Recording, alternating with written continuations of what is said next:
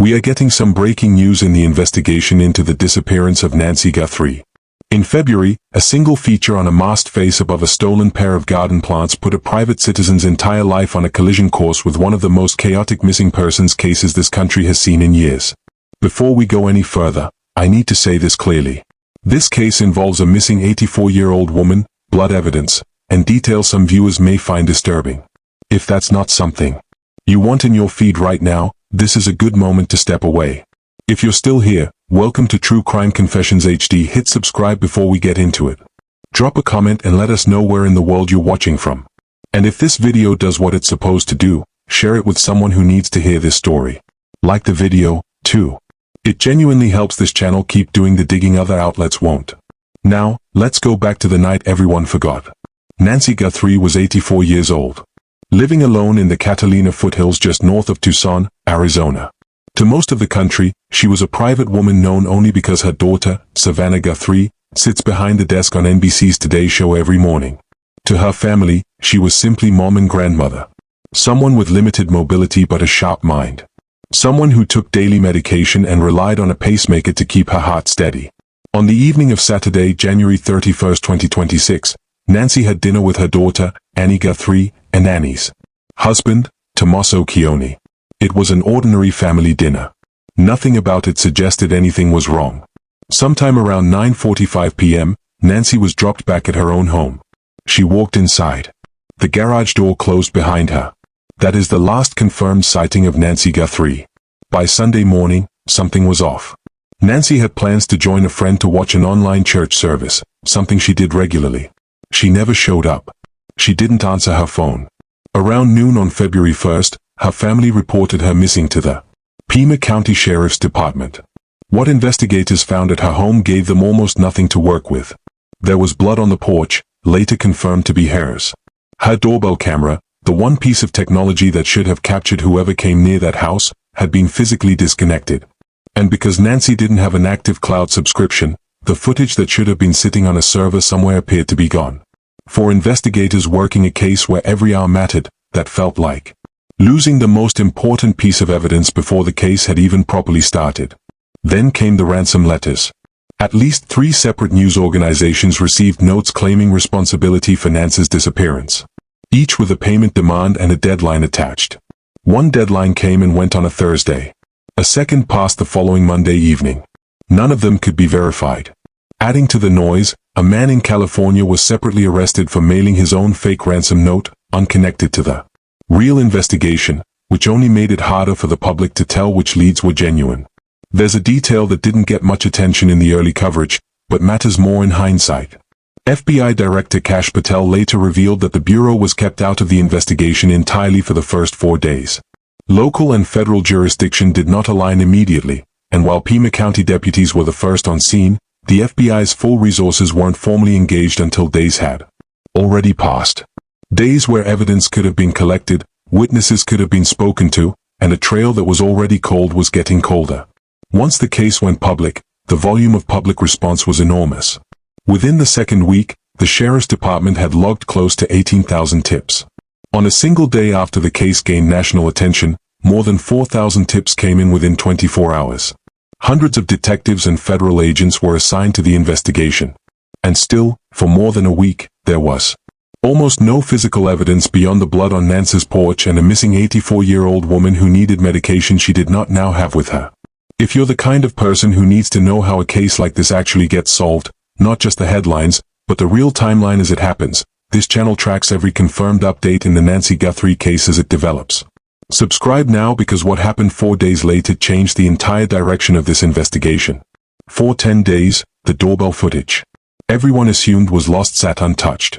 Not on Nancy's device, but somewhere on the back end of the camera company's own servers. Investigators worked directly with that company to pull residual data, the kind of recovery that doesn't show up in a courtroom drama, but is exactly how modern digital forensics actually works. A disconnected camera at the house doesn't always mean the footage is gone. Sometimes it just means the footage moved somewhere the original owner can no longer see. On Tuesday, February 10th, that recovery effort paid off. FBI Director Kash Patel released video and still images pulled directly from Nancy Guthrie's own front door camera. The footage showed a figure approaching the house wearing a mask, carrying a backpack, with gloves on, and a holstered handgun visible at the waist. The person's head stayed tilted down through most of the approach, avoiding the angle of the lens almost deliberately. At one point, the figure reached into Nancy's own yard, pulled up plants growing near her door, and held them in front of the camera, blocking the shot. It was the clearest evidence the investigation had produced in 10 days, and it was also the most unsettling because whoever this was clearly knew exactly where that camera sat today. Savannah Guthrie posted the images herself within the hour. She wrote that someone out there had to recognize this person, that her family believed Nancy was still alive, and she asked whoever was watching to help bring her mother home. It was a personal appeal from a public figure, and it pushed the case into a different level of national attention almost overnight. That same evening, Kash Patel appeared on Hannity and said something that would end up shaping the next 12 hours far more than anyone realized at the time. He told the audience that investigators were not chasing a single lead. He said law enforcement was actively looking into multiple persons of interest in the search for Nancy Guthrie, not one name, several, all being worked through at once. That comment is the hinge this part of the story turns on because what happened next did not come out of nowhere. While the images were still spreading across every news channel in the country, Pima County deputies pulled over a gray SUV on a road near Rio Rico, a small community about 60 miles south of Tucson, close to the Mexican border. The driver was a woman. Her husband, Carlos Palazuelos, was in the passenger seat. Within the hour, the sheriff's department posted a short statement confirming a subject had been detained. In connection with the investigation, the reporting on exactly why Carlos was stopped has never fully lined up. Some outlets reported that his mother-in-law had been shown the doorbell images and told investigators his eyes looked similar to the masked figures. Later reporting from local Arizona stations described Carlos being identified through what was called electronic investigative tools. Things like cell phone location data or automated license plate readers, rather than a visual resemblance alone. Both versions have been reported by named sources. Neither has been officially confirmed as the full explanation. And it's worth being honest about that uncertainty rather than picking the more dramatic version. What happened at the house that night is well documented. Federal agents and Pima County deputies obtained a court-authorized search warrant for the Rio Rico property where Carlos was staying. They broke down both the front door and the garage door to get inside. Carlos's mother-in-law, a woman named Josefina, was in the home when it happened. She told reporters that night that Carlos had nothing to do with Nancy Guthrie's disappearance, that he had no criminal record, no history of violence. She said investigators had shown her the doorbell photo and asked her to compare the clothing in the image to anything Carlos owned and that it didn't match. But she also confirmed that police had pointed to the eyes in that photo when they questioned her. A comment that would follow her son-in-law for weeks afterward. Regardless of which explanation for his detention turns out to be the accurate one. According to his attorney, Carlos was held for somewhere between 5 and 7 hours, much of it in the back of a patrol car. By 1 o'clock in the morning, the search was finished. Investigators left the property.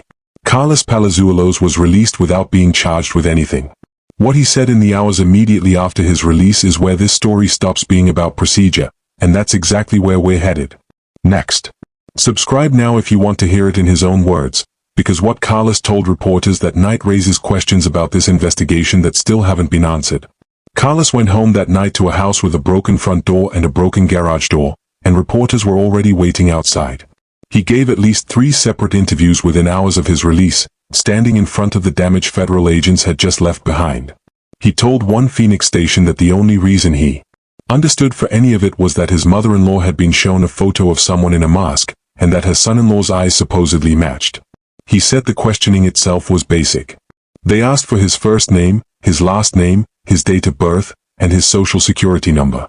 When reporters asked if he had ever been to Nancy Guthrie's home, he didn't dodge the question. He said it was possible that he didn't remember specifically, but that as a delivery driver working routes across Tucson for DoorDash and another delivery service, he had likely dropped packages on thousands of porches he couldn't recall individually. He said he had never heard of Nancy Guthrie before that night. A defense attorney named Ben Taylor, speaking publicly about the legal side of the stop, made a point that rarely gets attention in cases like this. He explained that police were within their rights to pull the vehicle over if they had reasonable suspicion, and that part of what happened was legally sound. But he also pointed out that Carlos had Fourth Amendment protections most people don't fully understand in the moment: the right to decline a search, the right to ask for a lawyer before answering anything. Carlos didn't do either.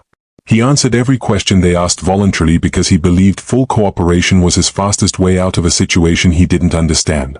His attorney, Jesse Showalter, made one specific public request after all of it was over. He asked Pima County Sheriff Chris Nanos to come forward and say plainly that Carlos was not a person of interest, that the department had made a mistake. That statement was never made. Not that week, not in the weeks after. Showalter later told reporters that Carlos had been handcuffed in the back of a patrol car for somewhere between 5 and 7 hours, and that his phone, seized the night of the search, still hadn't been returned to him weeks later.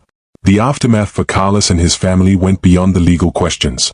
He described being followed by a red truck while out making deliveries with his wife, the same truck showing up again the next morning. He said strangers had started taking photos of him and his family. He used the word scary, talking about what it had done to his wife and kids, a family still living in a house with a broken garage door, still needing to work the same delivery routes that had drawn attention to him in the first place. One detail that caused real confusion online deserves to be cleared up directly. There were 2 separate SUVs connected to this case around the same time. The gray SUV Carlos and his wife were driving the night they were stopped is one. The other is a completely different blue SUV that investigators later removed from inside Nancy Guthrie's own garage and towed away for examination. They are unrelated vehicles tied to unrelated parts of the investigation, despite some online discussion treating them as connected. The investigation kept moving without him. On February 14th, a second person was detained near the Catalina foothills, much closer to Nance's own home, questioned, and released with almost no public attention by comparison. Separately, black gloves recovered near the scene were eventually traced by the sheriff's department to a restaurant worker with no connection to the case at all. A lead that was formally opened and just as formally closed. That contrast matters. Sheriff Nanos has publicly and officially cleared every member of the Guthrie family and their spouses, including Tommaso Cioni. Dominic Evans, another name that surfaced in public discussion around this case, has had his own account published through national outlets like the New York Times. Carlos Palazuelos, a man with no criminal record and no public platform, has received none of that. No statement, no clearance, just silence. Forensic psychologist Dr. Gary Brucato, who has analyzed this case publicly, has said that people who end up harmed in cases like this are statistically more likely to have some passing familiarity with the victim's property. Someone who delivers packages, performs trade work, or otherwise has reason to be near the home.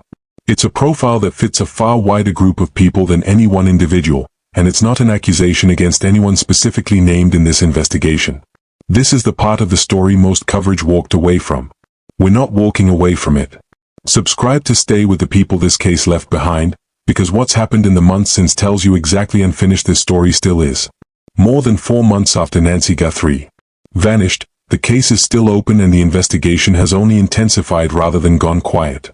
The reward for information leading to her safe return now stands at $1.2 million raised from the original $1 million the Guthrie family offered back in February, a sign that despite everything investigators have gathered, they still need the public's help to close this case. The FBI's forensic work has continued in the background. Mixed DNA recovered from Nance's home is still being analyzed, and as of the most recent reporting, no match has been found in any national criminal database. That includes DNA tied to the black gloves found near the scene. Gloves the sheriff's department has since confirmed belong to a local restaurant worker entirely unrelated to the case. A lead that opened and closed without bringing investigators any closer to an answer. In recent weeks, a woman was arrested near Nance's own home as part of what authorities are describing as an intensifying effort to develop new leads. A development still unfolding as this video is being made. Separately, a cybersecurity firm called Certique has publicly floated a theory describing Nance's disappearance as what it calls a wrench attack by proxy tied to a $6 million Bitcoin ransom demand. That theory has circulated widely online, but it has not been confirmed by the FBI or Pima County investigators, and it should be treated as an outside analysis rather than an established fact of the case.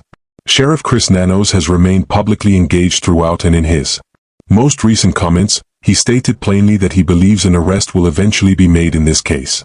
It's a confident statement from the person closest to the investigation, but 4 months in, it remains a belief rather than a result. Savannah Guthrie returned to the Today Show desk on April 6 after weeks away from her job while her mother remained missing. In conversations since her return, she's spoken openly about how difficult it's been to come back to work without resolution, describing the difficulty of holding things together while still showing up every morning. It's a detail that puts a human face on a case that for most of the country exists only as headlines. Separately, human remains were discovered near Nancy's home in recent weeks. As of the most recent reporting, authorities have not confirmed any connection between those remains and Nancy Guthrie's disappearance. And that uncertainty is worth stating plainly rather than speculating further. And Carlos Courtly Swallows, the man whose name was once the most searched term in the country, remains exactly where he was in February. As far as any public record shows, Pima County has never issued the statement his attorney asked for. He was never charged, he was never officially named, and he has never been cleared. Not in writing, not on camera, not in any official capacity. Nancy Guthrie is still missing. The case is still open. And somewhere in that gap between reasonable police work and an unanswered request from a private citizen is a story this country has mostly moved past but shouldn't have. If you want to know the moment Pima County finally says something on Carlos or on Nancy, subscribe now and drop a comment telling us what you think should happen next.